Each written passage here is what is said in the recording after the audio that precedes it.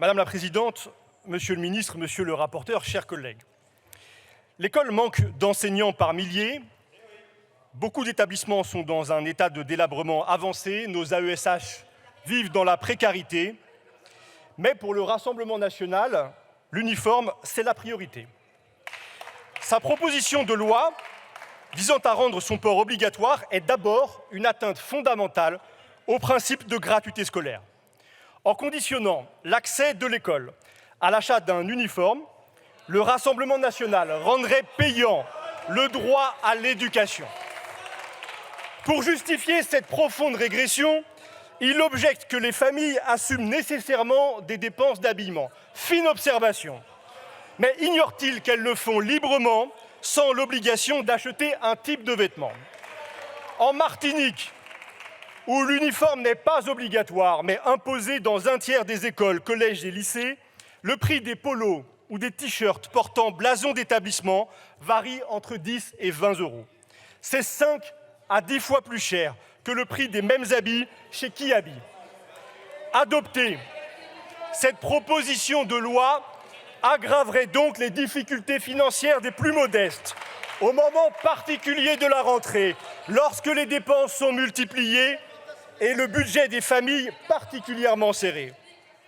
Anti-pauvre, elle vise à mettre en scène les hiérarchies entre établissements populaires et UP, en proposant l'instauration d'un uniforme d'établissement différent d'une école à une autre. Elle développe une logique de marque, de distinction, de concurrence, renvoyant au modèle d'école-marché qu'Emmanuel Macron s'efforce de développer depuis près de 6 années. Ce n'est donc pas un hasard si la nouvelle ministre de l'Éducation, Madame Macron, s'est hier déclarée favorable au port de l'uniforme à l'école, forte probablement de son expérience d'enseignante en lycée privé confessionnel, qui culmina dans l'un des plus hauts lieux de la reproduction des privilégiés, le lycée Saint-Louis de Gonzague, situé dans le 16e arrondissement de Paris. Madame Macron est libre de voter Le Pen. Mais je veux le dire ici, elle n'a aucune légitimité démocratique pour s'immiscer dans le débat parlementaire à travers un coup de communication articulé à l'agenda du RN. Collègues, soutien du gouvernement. Dans une démocratie, la séparation des pouvoirs est un principe fondamental. C'est à l'Assemblée de décider, pas à l'Élysée de tout imposer. Revenons aux rédacteurs de ce texte. Dans l'exposé des motifs de leur proposition de loi, les députés Rassemblement national déplorent, je cite, l'existence de marqueurs sociaux qui distinguent les élèves et révèlent les différences de niveau de fortune de leurs parents. C'est Tartuffe à l'Assemblée.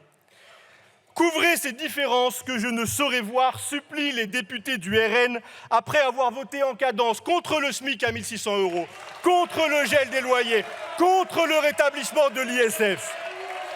La proposition du Rassemblement national n'a donc aucune finalité sociale. Son véritable objet est ailleurs, fidèle à sa tradition raciste, sexiste et xénophobe. Son texte vise les jeunes femmes, les musulmans, trop ou trop peu, toujours mal habillés à ses yeux. L'avatar français du parti de la police du vêtement disserte ainsi sur le caractère des habits. Ignorant des avertissements d'Aristide Briand quant aux effets de l'ingéniosité combinée des prêtres et des tailleurs, il propose la création de milliers de comités théodules destinés à fixer le tissu, la coupe, la couleur des vêtements. Parti de la stigmatisation des origines et des différences, le Rassemblement national est un danger pour l'unité du pays. Sa proposition de loi l'illustre tristement. Elle veut, je cite, abolir les distinctions culturelles dans les établissements scolaires. Abolir les distinctions culturelles. L'extrême droite ne propose pas seulement des uniformes à l'école, elle rêve d'une société uniformisée. Pour nous, l'école publique, celle qui accueille tous les élèves et donc toutes les différences, est le creuset de la République. Un lieu d'émancipation au sein duquel chacune et chacun, en être singulier, se construit pour exercer sa citoyenneté en toute liberté. Voilà ce qui nous oppose au plus profond au projet de l'extrême droite. Chers Voilà collègues, pourquoi s'il vous nous plaît, merci de voterons respecter les contre orateurs. sa proposition.